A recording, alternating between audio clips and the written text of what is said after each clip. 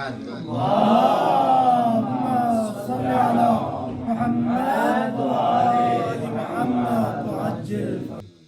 تعالیٰ کا لاکھ لاکھ شکر ہے کہ ایک بار پھر ہمیں اتنی بڑی عید نصیب کی ہے۔ پیغمبر کو آج نبوت کا تاج ملا ہے، تو یہ بہت بڑی عید ہے، اور میں سمجھتا ہوں کہ اللہ تعالیٰ کی بارگاہ میں اگر ہم آج کی تاریخ میں اپنی حاجات کو طلب کرے، خدا کی رحمت ضرور جوش میں آئے گی۔ البتہ آپ تمام سننے والوں کا شکریہ بھی ادا کروں۔ کچھ عرصہ پہلے میں خود ایک عارضۂ قلب کے اندر مبتلا ہو گیا، اور لوگ ہم سے کہتے تھے کہ بہت شکریہ مولانا صاحب، آپ کی دعا قبول ہوئی ہے۔ ہمیں اتنا دل پہ اثر نہیں ہوتا تھا، لیکن تجربے نے اپنی ذات پہ یہ ثابت کر دیا کہ دعا میں جو تاثیر ہے شاید دنیا کی اور کسی طاقت میں نہیں ہے۔ رسول گرامی اسلام کو آج نبوت کا تاج ملا ہے۔ البتہ یہ کہنا پیغمبر آج پیغمبر بنے ہیں، ہمارے علماء نے اختلاف کیا ہے، اس لیے کہ خود پیغمبر کا فرمان ہے کنت نبیا والآدم بین الماء والطین، میں اس وقت بھی نبی تھا، ابھی آدم پانی اور مٹی کے درمیان میں تھا۔ لہذا آج ہم یہ کہہ سکتے ہیں کہ آج پیغمبر نے اپنی نبوت کا اعلان کر دیا خدا کے حکم سے۔ پیغمبر وہ ذات ہے کہ 1,24,000 انبیاء میں سردار انبیاء ہے۔ تمام انبیاء کی فضیلتوں اور خصلتوں کے ساتھ پیغمبر تشریف لائے۔ کوئی پیغمبر فضیلت میں ہمارے پیغمبر سے بڑھ کر نہیں ہے۔ 1,24,000 انبیاء، یہ سارے کے سارے ہم مانتے ہیں اللہ کے برگزیدہ، اللہ کی طرف سے بھیجے ہوئے اللہ کے انبیاء اور پیغمبر ہیں، اور ان سب پر ہمارا اعتقاد ہے۔ لیکن ہر نبی کسی خاص فضیلت کی وجہ سے مشہور ہے۔ جیسے جناب ایوب کا صبر مشہور ہے، ہم صبر ایوب کی مثال دیتے ہیں۔ اسی طریقے سے جناب یوسف علی نبینا بہت خوبصورت تھے۔ جناب یوسف کا قصہ احسن القصص قرآن کے اندر آیا ہے۔ جناب زلیخا اور یوسف کا قصہ مشہور ہے، بتانے کی ضرورت نہیں ہے، صرف ایک نقطہ یہاں یہ بتانا ہے کہ جس وقت جناب یوسف علیہ السلام یہ تمام مشکلات کو گزارنے کے بعد جب مصر کا بادشاہ بنے، تو اس وقت زلیخا کی آنکھیں نابینا ہو چکی تھی، وہ بوڑھی ہو چکی تھی اور جنگلوں میں وہ پھرتی تھی۔ جس وقت زلیخا کو پتہ لگا کہ یوسف مصر کا بادشاہ بنا ہے، تو یہ آتی ہے بادشاہ کے محل کے باہر آ کے کہتی ہے مجھے یوسف سے ملنا ہے۔ جب ملاقات ہوتی ہے جناب یوسف و زلیخا کی، تو جناب یوسف کو اس کی پرانی زندگی کا بھی پتہ ہے، کس قدر خوبصورت ہے، اس لیے کہ برخورد ہو چکا ہے، ایک دوسرے سے ملاقات ہے، ساتھ رہ چکے ہیں۔ تو اس کو تعجب ہوتا ہے۔ جناب یوسف پوچھتے ہیں اے زلیخا، تم بہت حسین، بہت خوبصورت خاتون تھی، یہ تمہاری کیا حالت بنی ہے؟ تمہاری بینائی چلی گئی ہے، تمہارے جسم کے اس طریقے سے حالت بنی ہے، ایسا کیوں ہے؟ تو اس وقت زلیخا کہتی ہے یوسف تمہاری جدائی نے مجھے اس حال میں پہنچا دیا ہے۔ تو یوسف علیہ السلام پوچھتے ہیں کہ ایسی کون سی ایسی خاص بات تھی تو نے میری جدائی کو نہیں برداشت کیا؟ تو اس نے کہا اے یوسف تم بہت حسین تھے، بہت خوبصورت ہو، تمہارے حسن و جمال کی وجہ سے اور تم سے بچھڑنے کی وجہ سے میرا یہ حال بنا ہے۔ نقطہ یہاں پر ہے، جناب یوسف پوچھتے ہیں اگر تو نے میری خوبصورتی کی وجہ سے تمہاری یہ حال اگر بن گئی ہے، تو یہ بتا ہمارے سلسلے کے آخری نبی محمد کو اگر تم ایک دفعہ دیکھ لیتے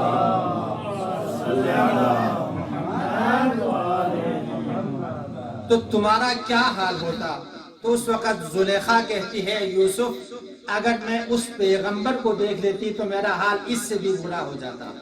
تو اس وقت جناب یوسف پوچھتے ہیں وہ کیوں؟ وہ کہتی ہے وہ پیغمبر تم سے زیادہ خوبصورت ہوگا. تو وہ جناب یوسف پوچھتے ہیں تو نے کیسے پہچانا کہ وہ خوبصورت ہوگا؟ تو زلیخا کہتی ہے یوسف تو نے اپنی زبان پہ نام محمد کو جاری کیا ہے، یہ نام اتنا خوبصورت ہے، مجھے اندازہ ہو جاتا ہے کہ جس کا نام اتنا خوبصورت ہو وہ ذات کتنی خوبصورت ہوگی جس کا نام اتنا خوبصورت ہے.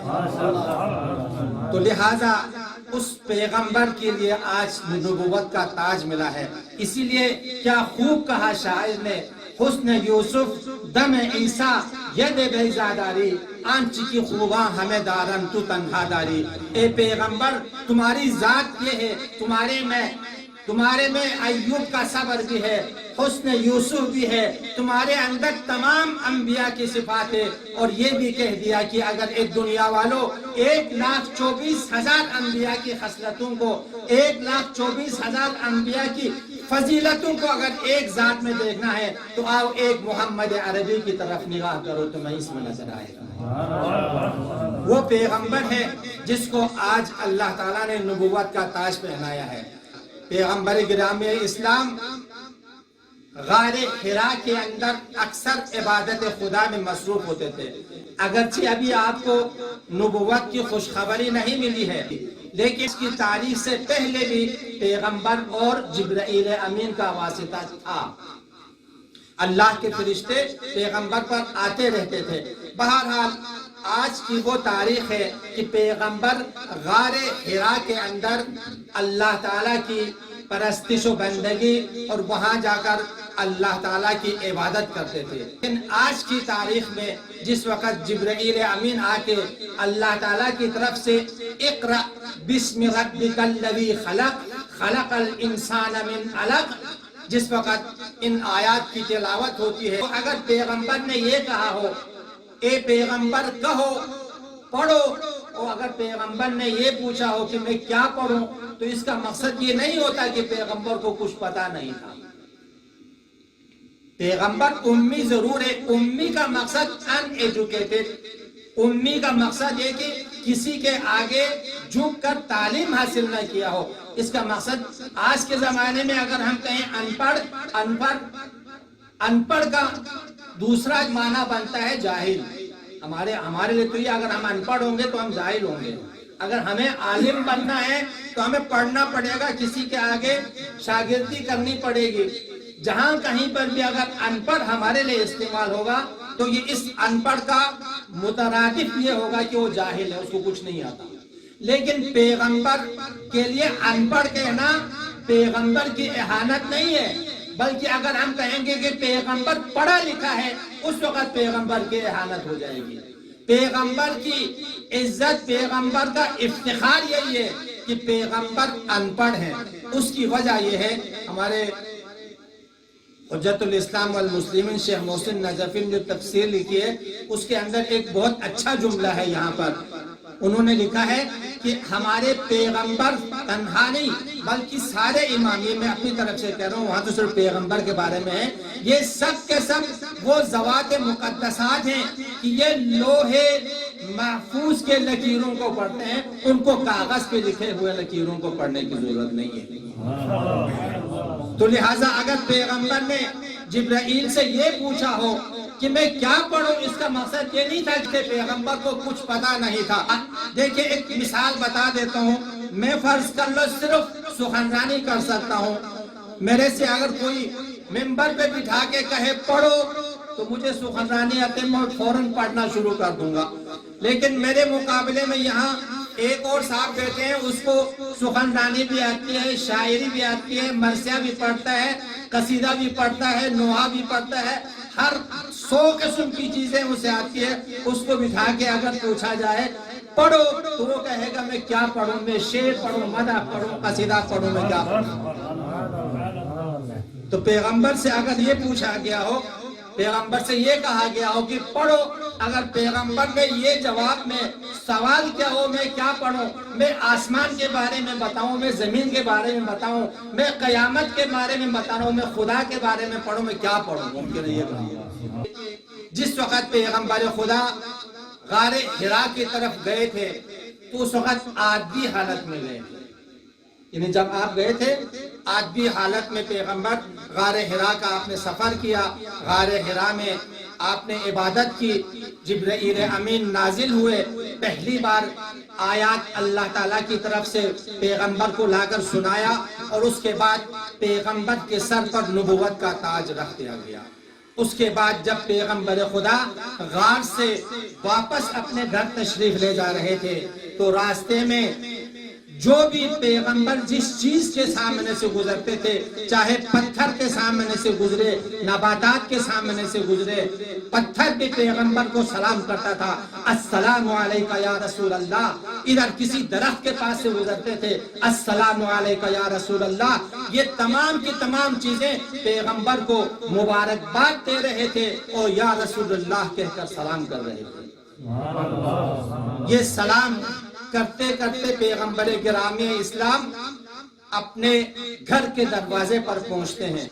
بہت زمانہ ہو گیا مجھے یہ واقعات پڑھتے ہوئے منبر کے اوپر، میں اکثر یہی کہتا تھا پیغمبر خدا سب سے پہلا مسلمان ہے، اس لیے کہ آپ کے اوپر جبرائیل امین آئے اور آپ کو نبوت کا آپ کے سر پہ تاج رکھ دیا، تو لہٰذا پیغمبر کے اوپر جس نے سب سے پہلے ایمان لایا، تو حالات و واقعات کے اعتبار سے جیسا کہ میں نے ابھی بیان کیا، اس سے لگتا یہ ہے کہ پیغمبر کے بعد اگر کسی نے اسلام کو قبول کیا ہے وہ جناب خدیجۃ الکبریٰ کی ذات ہے۔ اس لیے کہ پیغمبر خدا جب اپنے گھر پہنچ گئے، دستک دی، اس روایت کو میں بیان کر رہا ہوں جو میں نے سالوں سال پہلے پڑھا ہے، تو دستک دی تو سب سے پہلے دروازہ کھولنے کے لیے جناب خدیجہ تشریف لاتی ہے۔ جناب خدیجۃ الکبریٰ کو پیغمبر خدا اپنی نبوت کی خوشخبری سنا دیتے ہیں، اور جناب خدیجہ ایک لمحے کا انتظار کیے بغیر فوراً مشرف کے اسلام ہو جاتی ہے پیغمبر کے ہاتھ میں۔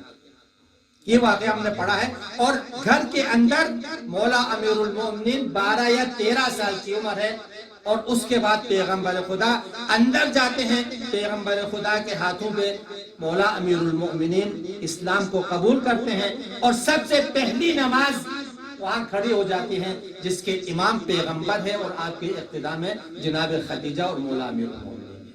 محمد و آل محمد صلوات اللہ۔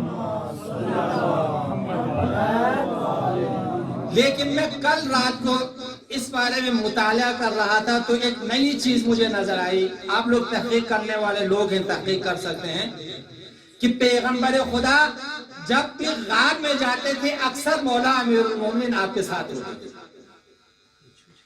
یعنی کئی دفعہ ایسا ہوا ہے کہ پیغمبر اکیلے نہیں گئے، پیغمبر کے ساتھ مولا امیر المومنین تھے، اور مولا امیر المومنین سے خود پیغمبر خدا سوال کرتے ہیں۔ وہ سوال یہ تھا، میں نے ابھی تھوڑی دیر پہلے بیان کیا کہ آج کی تاریخ سے پہلے بھی اللہ کا فرشتہ پیغمبر کے پاس آتے رہتے تھے، اور پیغمبر اور فرشتے کی باتیں آپس میں ہوتی رہتی تھی، کچھ ایسے اشارے ملتے رہتے تھے، کچھ آوازیں آتی رہتی تھی۔ تو اس وقت ایک دفعہ پیغمبر خدا نے مولا امیر المومنین سے، اب ساتھ ہوتے تھے، سوال کیا، اے علی وہ آواز جو میں سنتا ہوں کیا تم بھی سنتے ہو؟ تمہیں بھی کچھ پتہ چلتا ہے، تمہیں بھی اندازہ ہو رہا ہے؟ اس وقت مولا امیر المومنین نے فرمایا پیغمبر خدا سے، یا رسول اللہ جو باتیں آپ سن رہے ہیں اللہ کے فرشتوں کی، وہ باتیں میرے کانوں تک بھی آ رہی ہیں، میں بھی تھوڑی تھوڑی سن رہا ہوں۔ تو اس سے یہ لگتا ہے کہ پیغمبر کے، البتہ یہاں پیغمبر نے یہ بھی فرمایا، اے علی تم میرے وصی ہو، میرے جانشین ہو، فرق صرف میرے اور تم میں یہ ہے کہ میرے بعد کوئی نبی نہیں آئے گا، تم ہر چیز میں میرے برابر، اس طریقے سے فرمایا۔ اور آج کی تاریخ میں بھی، اس رات کو جو میں نے بتایا مطالعہ کر رہا تھا، تو اس آج کی تاریخ میں بھی جس وقت پیغمبر کے اوپر پہلی بار اللہ کا فرشتہ آتا ہے اور اقرأ بسم ربک الذی خلق، ان آیات کو پیغمبر تک پہنچاتے ہیں، اس وقت پیغمبر کے ساتھ مولا امیر المومنین بھی تھے، اور جس وقت جیسے ہی پیغمبر خدا کے سر پہ نبوت کا تاج رکھ دیا، اس وقت فوری طور پر دوسرا شخص مولا امیر المومنین تھے، غار حرا کے اندر آپ نے اسلام قبول کر لیا۔ تو لہذا یہ کہ مولا امیر المؤمنین پیغمبر کے بعد وہ پہلی ذات ہے، وہ پہلی شخصیت ہے جس نے اسلام کو قبول کیا ہے۔